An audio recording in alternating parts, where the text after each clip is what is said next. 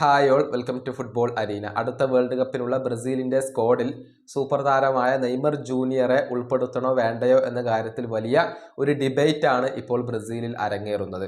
ഭൂരിഭാഗം ബ്രസീലിയൻ ആരാധകരുടെയും അഭിപ്രായം നെയ്മർ ജൂനിയറെ ഉൾപ്പെടുത്തണം എന്നുള്ളത് തന്നെയാണ്.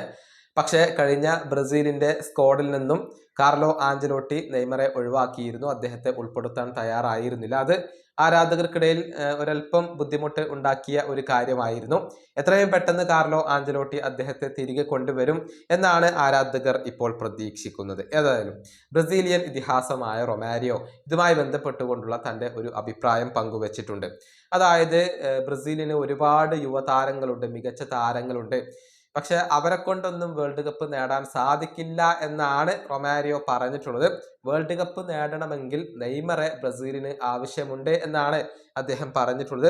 റൊമാരിയോയുടെ വാക്കുകൾ ഇങ്ങനെയാണ്: നമുക്ക് ഒരുപാട് മികച്ച താരങ്ങളുണ്ട്, ഒരുപാട് നല്ല യുവതാരങ്ങളുണ്ട്. പക്ഷെ വേൾഡ് കപ്പ് നേടാൻ ഈ താരങ്ങൾ മതിയാകുമോ എന്ന കാര്യത്തിൽ എനിക്ക് നല്ല സംശയമുണ്ട്.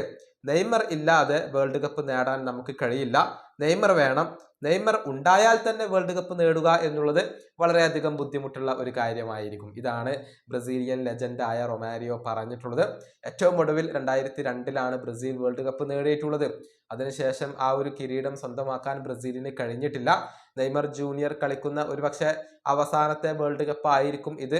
അതിനുശേഷം മറ്റൊരു വേൾഡ് കപ്പിൽ നെയ്മർ കളിക്കാൻ സാധ്യതയില്ല എന്നത് നെയ്മർ തന്നെ നേരത്തെ തുറന്നു പറഞ്ഞിട്ടുള്ള ഒരു കാര്യമാണ്.